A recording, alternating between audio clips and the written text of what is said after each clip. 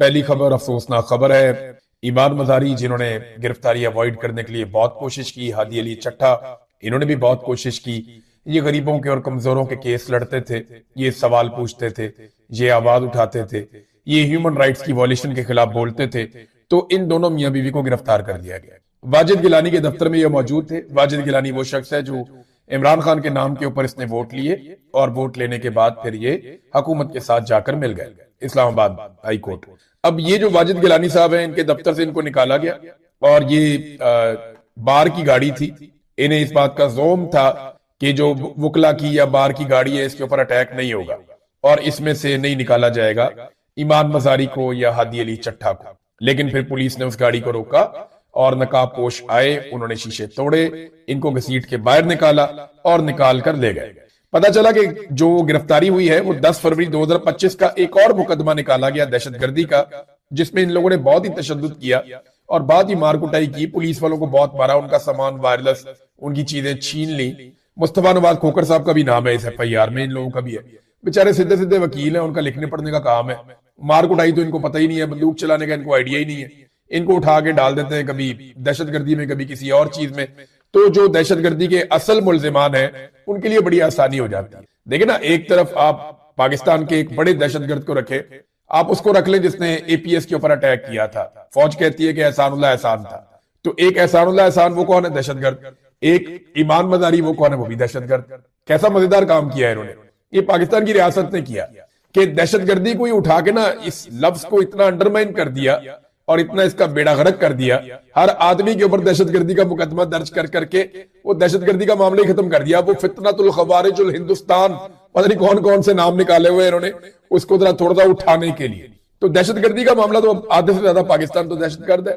और पाकिस्तान तहरीके इंसाफ को अगर कोई वोट डाल दे गलती से तो वो तो बहुत ही बड़ा दहशतगर्द है। और आजकल पता चल रहा है कि 18 साल से लेकर 25 साल तक की उम्र के तमाम लोग दहशतगर्द हैं।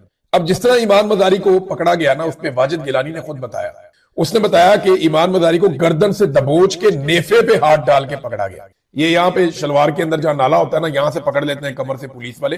थोड़े दिन पहले भी मैंने आपको एक केस में बताया था, जब रिक्शा ड्राइवर की बेटियों के सामने उसको पकड़ा था पुलिस। तो ये क्या करते हैं कि नेफे से पकड़ लेते हैं, बंदा भाग नहीं सकता। तो ईमान मजारी के बारे में बताते हैं कि हट्टा कट्टा बड़ा तगड़ा एक पुलिस वाला एहलकार आया और नकाब उसने पहना हुआ था। उसने ईमान मजारी को यहाँ गर्दन से पकड़ा, ऊपर से दबोच लिया और नेफे से पकड़ के उसने उसको उठा के गाड़ी में फेंका। ये जनाब वाजिद गिलानी ने बताया, जो इस वक्त हुकूमत के साथ हुकूमत का लाडला वकील उनमें से एक है। वो खुद ये बता रहा है कि जनाब ये काम किया गया।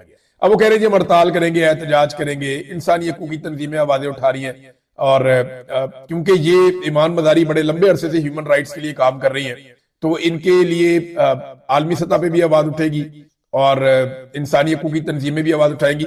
लेकिन इसकी कोई फिक्र नहीं है पाकिस्तान की मिलिट्री एस्टेब्लिशमेंट को। उसकी एक वजह है, उसकी वजह यह है कि डोनाल्ड ट्रंप राजी है तो सारा कुछ राजी है। ना अक़वाम मुत्तहिदा इनका कुछ बिगाड़ सकता है, ना आलमी कोई तंजीमें इनका कुछ बिगाड़ सकती हैं, ना ह्यूमन राइट्स की वायलेशन पे ह्यूमन राइट्स की जो आलमी इदारे वो इनका कुछ बिगाड़ सकते हैं। पाकिस्तान में आप ये जो मर्जी कर, क्योंकि डोनाल्ड ट्रंप के जूते पॉलिश कर रहे हैं। हाँ, एक ही तरीका है कि अगर पाकिस्तानी खड़े हो जाए, अगर पाकिस्तानी खड़े हो जाए और तगड़े होकर खड़े हो जाए तो फिर इनकी दाल नहीं गलेगी। अदरवाइज अगर पाकिस्तानी भी खड़े नहीं होते और डोनाल्ड ट्रंप इनके साथ है तो फिर ये जो दिल करेगा पाकिस्तान के अंदर करेंगे। वो आपको नजर भी आ रहा है ना, मारंग बलूच के लिए कितनी आलमी सतह पे आवाजें उठती, लेकिन मारंग बलूच को कितने महीनों से इन्होंने गैर कानूनी हिरासत में रखा हुआ है और बाहर नहीं आने दे रहे। फिर इमरान खान साबिक वजीर आजम होने के बावजूद आसिम मुनीर ने उन्हें कैद में रखा हुआ है। इससे पहले जो है वो अमेरिकन साबिका हुकूमत भी मददगार थी डोनाल्ड ट्रंप के साथ। अब इनके अच्छे ताल्लुकात हैं तो काफी मदद इन्हें मिल रही है। DGISPR के लिए मैंने कुछ सवालात छोड़े थे पिछले अपने वीलॉग में, उनमें से किसी सवाल का जवाब नहीं दिया DGISPR ने। जो मुलाकात हुई, मैंने जो जर्नलिस्ट मिलकर निकले उनमें से चंद से राब्ता किया। मैंने कहा बताएं जी DGISPR साहब ने आपसे क्या बात की है। तो जो चंद चीजें मैं आपको अभी बताऊंगा और फिर डिटेल के अंदर एक वीलॉग करेंगे, वो नेक्स्ट वीलॉग होगा। सबसे पहले तो DGISPR, मेरा जो पहला सवाल था यार, मेरे सवालात का जवाब दिया DGISPR ने। एक सवाल का भी, आपके एक सवाल का भी जवाब DGISPR ने नहीं दिया। हाँ, लेकिन एक बात DGISPR ने एक सवाल के जवाब में कही, उन्होंने कहा ये जो ऑपरेशन हो रहा है ना खैबर पख्तूनख्वा में, ये अगर तलाल चौधरी मिनिस्टर है, उसने अगर ये कहा है तो उसकी बात पे आप भरोसा करें कि वो सुहेल आफरीदी इसमें ऑन बोर्ड है। अच्छा, ये अब एक बारीक वारदात भी हो सकती है कि इस ऑपरेशन का मलबा जो है, क्योंकि ऑपरेशन से तो बदनामी होती है ना, ऑपरेशन से तो लोग बुरा मनाते हैं, लोग नाराज हो जाते हैं, तो ये ऑपरेशन करके तो डाल दो पाकिस्तान तरीके इंसाफ पे, और यही फॉर्मूला था कि पीटीए को गंदा करना है, लिहाजा ऑपरेशन इन पे डाल दो। तलाल चौधरी ने यही गेम की थी। अब यही डीजीआईएसपीआर बार बार कहता है कि ये लोग ऑपरेशन के मुखालिफ है। इसी डीजीआईएसपीआर ने बार बार कहा ना कि ऑपरेशन की मुखालफत करती है पाकिस्तान तरीके इंसाफ, ऑपरेशन के मुखालिफ क्यों है पाकिस्तान तरीके इंसाफ, ये दहशतगर्दों से क्यों बातचीत करना चाहती है। हालांकि वो दहशतगर्दों से बातचीत नहीं करना चाहते, वो आपस में बातचीत करना चाहते हैं। लेकिन यही डीजीआईएसपीआर वहां पे ये कह रहा, लेकिन जब ये बारीक वारदात वाला मामला है तो इधर भी खड़े हो गए, नहीं वजीर है, ठीक कह रहा बात, सोहेल अफरीदी ऑन बोर्ड है। सोहेल अफरीदी के ऊपर अब ये तकाजा है हालात का कि उन्हें इसको जवाब देना पड़ेगा, बताना पड़ेगा। दूसरा ये नादरीन कि ये कोई पब्लिकली वो नहीं आया सोशल मीडिया पे, लेकिन बहुत सारे सवालात और उनके जवाबात मेरे तक पहुंचे हैं। जो एक तासुर इस मीटिंग के अंदर उभर के सामने आया वो ये है कि फौज के अंदर कोई रद्द अमल जरूर आया। यानी ऐसा नहीं है कोई आसिम मुनीर को उठ के चैलेंज कर देगा, इन्हें जो कोई भी नहीं है। ये एक ऐसा इदारा है जहां पे कोई किसी को चैलेंज नहीं करता, सब अपना अपना काम करते हैं। जर्नैलों के इतने बड़े बड़े मफादात होते हैं कि वो कोई चैलेंज करते ही नहीं है, उनके लिए भाड़ में जाए, नौकरी सबसे पहले है, तो वो नौकरी को सबसे आगे रखते हैं, बाकी बातें बाद में रखते हैं। तो बेचारे नॉर्मल बेचारे नीचे वाले अफसरान होते हैं हमारी आपकी तरह के पागल, वो सोचते हैं कि मुल्क, कौम, इज्जत, वकार, ये चीजें उनके सोचने वाली है, ये ऊपर के लोगों के सोचने वाली बात नहीं है। लेकिन कोई ना कोई ऐसी पल्स जरूर आई है जिसकी वजह से कोई परेशानी दिखाई दी है। यानी इन्होंने ना बड़ा कैटेगोरिकली एक काम किया डीजीआईएसपीआर इस ब्रीफिंग के अंदर।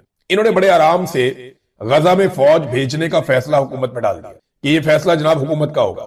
दूसरा, जो पीस बोर्ड के अंदर जाने का फैसला वो भी हुकूमत पे डाल दिया कि ये जो ज्वाइनिंग की है या शमूलियत की है ये फैसला भी हुकूमत का है। और खैबर पख्तूनख्वा में जो ऑपरेशन है उसका भी उन्होंने वो डाल दिया कि खैबर पख्तूनख्वा की हुकूमत का है। गजा पीस बोर्ड में शमूलियत पे कोई इतना आसान काम नहीं, इन्होंने कर तो दिया, इनका ऑप्शन ही कोई नहीं था। शहबाज शरीफ ने क्या कहा था, बेगर्स आर नॉट चूजर्स, कि जो मांगने वाले होते हैं, फकीर होते हैं, उनकी कोई चॉइस नहीं होती, उन्हें जो हुक्म दिया जाता है मालिकान की जानिब से उन्हें वो पूरा करना पड़ा। तो यही हुआ। जितने इन्होंने ट्रंप के जूते पॉलिश कर दिए थे, शू शाइन बॉय, जिस तरह ये आलमी सतह पे रिपोर्ट हो गए थे, जैसे जाके लंच के बाद आसिम मुनीर साहब ने डोनाल्ड ट्रंप को नॉमिनेट करवा दिया था अमन के नोबेल इनाम के लिए, तो उसके बाद ट्रंप को मना करना तो बनता ही नहीं था। जैसे वो ब्रीफकेस लेकर पहुंच गए थे, जिस तरह की खुशामद पाकिस्तान के फील्ड मार्शल और पाकिस्तान के वजीर आजम ने डोनाल्ड ट्रंप की है, और डोनाल्ड ट्रंप खुद इससे बहुत खुश हैं, बड़े राजी हैं वो इससे, और बड़ा इंजॉय कर रहे हैं इस सिनेरियो को। तो डोनाल्ड ट्रंप जैसे ताकतवर आदमी की इतनी खुशामद करने के बाद पीछे हटने का तो सवाल ही पैदा नहीं होता। आप तो पीछे हट ही नहीं सकते, वो तो आपको रोंद के रख देगा, आपकी तबीयत साफ कर देगा। इतनी सारी गारंटीज देते हैं तभी तो आपको मिलता है बहुत सारा कुछ, कभी एक्सटेंशन, कभी इस्तिस्ना, वरना ये कैसे हो सकता है। और पाकिस्तान में आप ह्यूमन राइट्स की वायलेशन कर रहे हो, आपको पूरी दुनिया में पूछने वाला कोई ना हो, ये कैसे हो सकता है। लिहाजा इनके पास ऑप्शन कोई नहीं था, बेगर्स आर नॉट चूजर, ये बात सच साबित हुई। शहबाज शरीफ के पास कोई चॉइस नहीं थी सवाए इसके कि वो इसको कबूल करें। और अब उस वक्त से लेकर अब तक एक माहौल बनाया जा रहा है कि ये बहुत अच्छा काम हो गया, बहुत ही कमाल काम हो गया। नूरा कुश्तियां भी हो रही है, मैं आपको बताता हूं, लेकिन ये बहुत अच्छा काम हो गया, इसको उठाया जा रहा है। ARY ने खबर चलाई कि पाकिस्तानी शहरी बहुत खुश हैं। गजा पीस बोर्ड में इसराइल के साथ पाकिस्तान का जाकर बैठ जाना, डोनाल्ड ट्रंप को ज्वाइन कर लेना, इसके ऊपर पाकिस्तानी बहुत खुश हैं। कौन से पाकिस्तानी खुश हैं भाई? जो पाकिस्तानी भी राब्ता कर रहा है, चाहे सोशल मीडिया पे, चाहे मीडिया पे, चाहे हमारे साथ डायरेक्ट राब्ता कर रहे हैं, वो तो सारे लोग परेशान है, सर पकड़ के बैठे हुए, ये इन्होंने क्या किया। तो कौन से पाकिस्तानी खुश हैं? पाकिस्तानी कौम खुश है, ये दावा कर दिया गया टीवी चैनल के ऊपर, खबरें चलवा दी गई। इतना दबाव ISPR डाल रही है पाकिस्तान की मीडिया पे कि इसको नॉर्मलाइज करो जो मर्जी करके, और अपने खाते में भी नहीं ले रहे, हुकूमत के खाते में डाल रहे। जो किया नवाज शरीफ ने, जरदारी ने किया भाई। बिलावल बिला वजह वहां पे मौजूद नहीं था और बिलावल का बिला वजह फोटो नहीं आया। शहबाज शरीफ और बिलावल को एक कतार में खड़ा किया गया है, जनाब इन्होंने किया है, हमारा इसमें कोई किरदार नहीं है, हम तो इनके पीछे खड़े हैं। ये गजा पीस बोर्ड के अंदर भी यही लेकर गए, ये गजा में जो फौज जाएगी वो भी यही भेजेंगे, और इनकी टके की औकात नहीं है। ये बाथरूम पूछ के जाते हैं फौज से, ये फैसला करेंगे फौज भेजने का।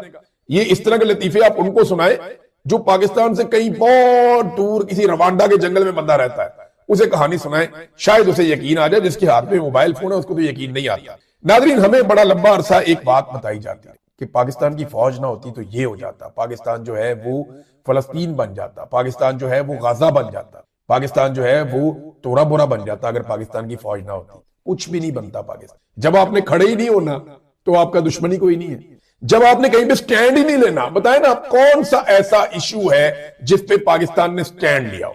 इंडिया पाकिस्तान पे बार बार अटैक कर रहा था। राणा सनाउल्लाह कौमी सलामती की मीटिंग से निकलकर कह रहा था अब अगर इंडिया हमला नहीं करेगा तो हम भी नहीं करेंगे। हम सर पीट पीट के मर गए कि यार मारो उनको, वापस जवाब दो उन्हें, वो आपको लगातार मिसाइल मार रहे हैं, उनको जवाब दो। और ये बार बार कह दीजिए हम अमन चाहते हैं, हम लड़ना ही नहीं चाहते। कौमी सलामती की मीटिंग हुई और वहां पे जब उन्होंने मुरीद के तबाह कर दिया था, उन्होंने भावलपुर भी कर दिया था, उन्होंने काफी अटैक कर दिए थे, कम से कम भी 8 जगहों पे उन्होंने निशाना बनाने के बाद इन्होंने कौमी सलामती की मीटिंग की। राणा सनाउल्लाह साहब बाहर आते हैं, बाहर आकर कहते हैं अब इंडिया में ना मारे, अब उन्हें नहीं मारते। भैया आपने उससे पहले उन्हें मारा ही नहीं था, वो तो इंडिया की मेहरबानी के वो तैयारे लेके चढ़ गए और उन्होंने तैयारे गिरा दिए।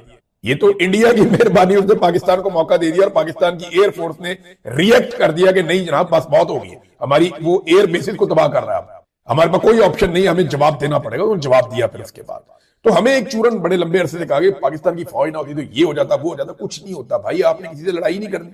आज तक आप इंडिया से अपना पानी वापस नहीं छुड़वा सके, आपके सारे दरियाओं में उसने एक एक करके कब्जा कर दिया। कश्मीर को आज तक आप 78 साल से आजाद नहीं करवा सके। आपने हमें हर साल वादा किया कि कश्मीर आजाद हो जाएगा। हर साल आप जब भी कश्मीर डे आता है हमसे वादा करते हैं, कश्मीर आजाद होता ही नहीं। हर साल आप कहते हैं, हर साल वादा करते हैं, आज तक आप कश्मीर आजाद नहीं करवा सके, इंडिया से अपना पानी नहीं छुड़वा सके। जब आप ये काम नहीं कर सके तो फिर क्या किया? स्टैंड आपने लेना नहीं है किसी इशू पे, किसी बैन अवी इशू पे। एब्सोल्युटली यस आपकी जुबान की नोक के ऊपर है। तो ऐसी सूरत हाल में मुमकिन नहीं है कोई आपसे लड़ाई करे। तो बिला वजह हमें ना डराएं आप, हमें कोई नहीं मारता, हम पे कोई हमला नहीं करता, हम सबकी बात मान लेते हैं।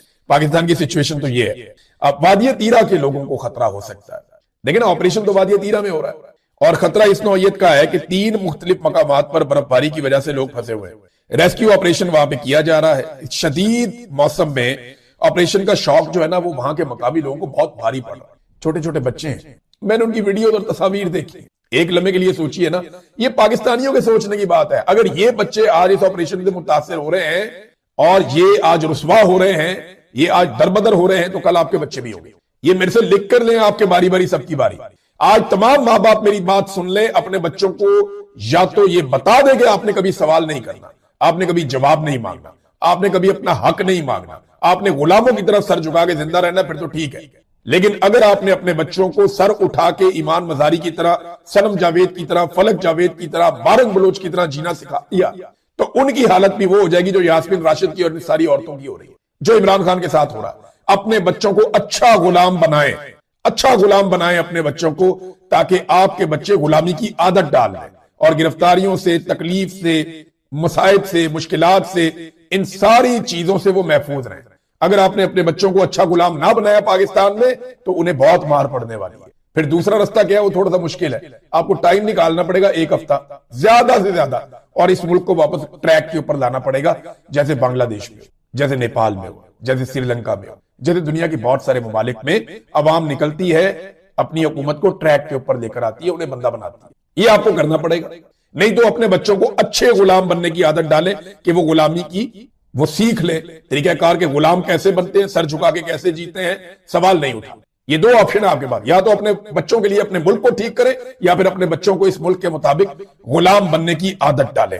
नाज़रीन, हुकूमत और फजलुर रहमान साहब ने आपस में जो है वो फिक्स मैच खेलना शुरू कर दिया है। फजलुर रहमान साहब जनाब अब थोड़ा थोड़ा सा बोलेंगे, कभी ऊंचा कभी आहिस्ता, और वो अपनी सियासत को जिंदा करेंगे मजहबी रंग देकर। लेकिन वो कोई तहरीक, कोई बहुत बड़ी कोई मुसीबत खड़ी नहीं करेंगे इस हुकूमत के लिए। ये मैं आपको लिख कर देने के लिए तैयार हूं। फजलुर रहमान का ट्रैक रिकॉर्ड है, उनकी सारी जिंदगी एजेंसियों के साथ ताउन करते हुए गुजरी। हाउ इज इट पॉसिबल कि वो इतने बड़े मौके पे, जब एजेंसियां मुसीबत में फंसी हुई है, पाकिस्तान की मिलिट्री एस्टेब्लिशमेंट दबाव में है, वो इस मौका पर उनके ऊपर कोई अटैक नहीं करेगा, कभी नहीं करेगा। फजलुर रहमान हमेशा उनके लिए साफ रास्ता निकालेगा। एहसन इकबाल ने और फजलुर रहमान ने एक दोस्ताना मैच खेला फ्लोर के ऊपर, और दोनों ने एक दूसरे को थोड़ा सा, उन्होंने कहा जी क्यों जाके गजा पीस बोर्ड में आप कहे, उन्होंने कहा जी हम क्यों ना जाएं, तो दोनों अपनी अपनी बातें करके निकल गए, चीजों को नॉर्मलाइज कर रहे हैं। फजलुर रहमान साहब ने इस मौका पर एक बहुत बड़ी आवाज उठा दी। उन्होंने कहा जी मैं कानून की खिलाफ वर्जी करूंगा, मैं 10 साल के नौजवानों की शादियां कराऊंगा। फजलुर रहमान साहब, जुल्म और जबर के खिलाफ आप कभी नहीं बोले। सूद के खिलाफ आपने आज तक क्या किया? वहां तो आपने कोई ऐसा जहाद नहीं किया ग्राउंड पे आके। दीगर खुराफात, जुल्म, ज्यादती, जबर, फस्तायत, जो कुछ पाकिस्तान के अंदर हुआ, फजलुर रहमान साहब ने इस लेवल पे आगे कभी गुस्सा नहीं दिखाया। उन्हें जी शादी क्यों 18 साल से बड़े बच्चों की रख दी, मैं तो करूंगा 16 की भी, 14 की भी, 10 साल के बच्चों की भी शादियां मैं करवाऊंगा। ये फजलुर, और बेशुमार गैर इस्लामी चीजें हुई, उन पे नहीं बोला ये बंदा। ये इस बात के ऊपर रोला डाल दिया। क्यों? मदारस के बच्चे, नजर तवज्जो आ जाती है बच्चों की, कि ठीक है यार, हमारी शादियों के लिए मौलाना साहब ने आवाज उठाई, कमाल हो गया। बस ये इस तरह से है, और कुछ भी नहीं, और कुछ भी नहीं है इसमें। फजलुर रहमान साहब ने अगर इस्लाम के नुक्ते नजर से आवाज उठानी होती तो 1000 और चीजें थी जिन पे वो आवाज उठाते, नहीं उठाई। ये वाला मामला उन्होंने स्पेसिफिकली बच्चों की तवज्जो हासिल करने के लिए चुना है। बरतानवी अखबार की शाह सुर्खी नाजरीन देखिए आप, पाकिस्तान का मीडिया कह रहा है कि मौजां लग गई हैं जनाब, कमाल काम कर दिया पाकिस्तान ने। हालांकि अक़वाम मुत्तहिदा के 5 मुस्तकिल रुकन ममालिक हैं, 5 बड़े मुस्तकिल रुकन ममालिक, इनके पास वेटो पावर भी है। कौन कौन से? इसमें जनाब चीन है, फ्रांस है, रूस है, बरतानिया है और अमेरिका। आप अंदाजा करें, अमेरिका के अलावा कोई भी मुस्तकिल रुकन अक़वाम मुत्तहिदा का जो वीटो पावर रखता है वो इस पीस बोर्ड का हिस्सा बना ही नहीं। स्पेन ने भी मना कर दिया, कनाडा ने भी मना कर दिया, ऑस्ट्रेलिया भी इसका हिस्सा नहीं है, इंडिया भी इसका हिस्सा नहीं है, रशिया ने साफ इनकार कर दिया, चाइना ने साफ इनकार कर दिया, फ्रांस ने साफ इनकार कर दिया, जर्मनी ने इसके ऊपर इनकार कर दिया, स्कैंडिनेवियन कंट्रीज ने इसके ऊपर इनकार कर दिया। पूरी दुनिया के ताकतवर ममालिक ने, जो काबिले गौर ममालिक हैं या काबिले जिक्र ममालिक हैं, बड़े बड़े ममालिक, उन्होंने इनकार कर दिया, नहीं हम इस बोर्ड का हिस्सा नहीं बन, ये गलत। लेकिन पाकिस्तान इसका हिस्सा बन गया और पाकिस्तान वाहिद मुल्क है जो इसको सेलिब्रेट भी कर रहा है। बाकी जो ममालिक मुसलमान इसका हिस्सा बने वो चुप करके तमाशा देख रहे हैं कि क्या हो रहा है। लेकिन पाकिस्तान एक ऐसा मुल्क है जो इसको ना सिर्फ ज्वाइन कर गया बल्कि इसको सेलिब्रेट भी कर रहा है। तो बरतानवी अखबार ने इसमें शाह सुर्खी लगाई कि जाबर बादशाहों और कानून को मतलूब मुजरिमों का गिरोह ट्रंप के अमन बोर्ड में शामिल हो गया। ये फाइनेंशियल टाइम है यूके का जिसने ये खबर लगाई है। अंदाजा करें आप, रोजाना की बुनियाद पे ना नादरीन, ये हुकूमत अपनी कब्र खोद रही, रोजाना की बुनियाद पे अपना बंदोबस्त कर रही है। ये निजाम खुद अपनी कब्र खोद रहा है। जितनी देर तक ये निजाम मौजूद रहेगा ये कब्र उतनी गहरी खुदती जाएगी और ये उतना ज्यादा गहराई में दफन होगा। इस निजाम की कब्र में जालिम जर्नैल जाएंगे, इसके अंदर मीडिया जाएगा उनको सपोर्ट करने वाला, टाउट्स जाएंगे, सहूलतकार जाएंगे, बेनिफिशरी जाएंगे, ये सारे दफन होंगे। 2 नंबर फैसले और जजेज ये भी इस निजाम की गहरी कब्र के अंदर दफन हो जाएंगे। और जितना ज्यादा ये निजाम सस्टेन करेगा उतनी ये कब्र गहरी होती चली जाएगी। ये अपने हाथों से अपनी कब्र खोद रहे हैं। ये एक एक करके जितने लोगों को गिरफ्तार कर रहे हैं ना, ये जितने लोगों से पंगा ले रहे हैं, इन्होंने इकट्ठे होकर वापस रिटेलिएट करना है। ये बात आप ध्यान में रखें। कमिश्नर रावलपिंडी लियाकत चट्टा साहब के हवाले से मैंने आपको आज से 2 माह पहले एक खबर दी थी। मैंने आपको बताया था कि वो अभी भी डट के खड़ा हुआ है और उसने हुकूमत की बात नहीं या एजेंसियों की बात नहीं मानी। नंबर 2, मैंने आपको यह भी बताया था कि उनके पूरे खानदान को हफ्ते बेजा में रखा गया। मैंने आपको यह भी बताया था कि वो बहुत बीमार हो गए, उनका वजन बहुत कम हो गया, उन्हें शुगर के और ब्लड प्रेशर के और दीगर बहुत सारे मल्टीपल इश्यूज हो गए। उन्हें लगभग 1.5-2 साल से अपने घर से बाहर नहीं आने दिया गया। अब मेरी खबर की आज तस्दीक हो गई। अफसोसनाक खबर थी, तस्दीक कैसे हुई? उनके वालिद का इंतकाल हुआ और इनकी ये तस्वीर सामने आई है, आप देख लीजिए। ये हालत होगी नादरीन उनकी।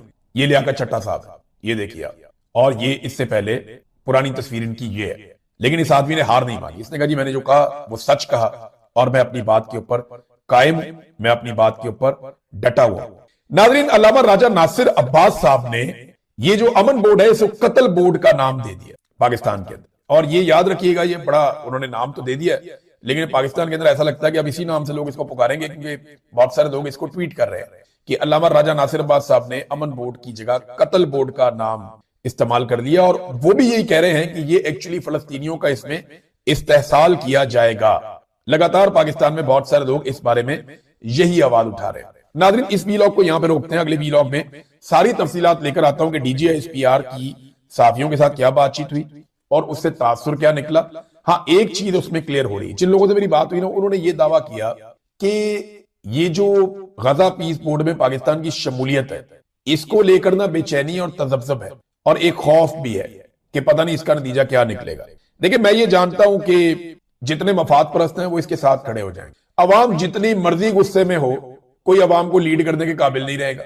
हाँ, अगर पाकिस्तानी खुद से निकलकर इसके ऊपर रिएक्ट कर देते हैं तो फिर सूरत कुछ और हो जाएगी। लेकिन अगर गजा में ये फौज भेज देते हैं और फौज की हमास के साथ लड़ाई हो जाती है, क्योंकि ट्रंप का तो एक ही मिशन है। मिशन नंबर 1 क्या है कि वहां पे स्टेबलाइजेशन फोर्स जाके हमास का सफाया करे।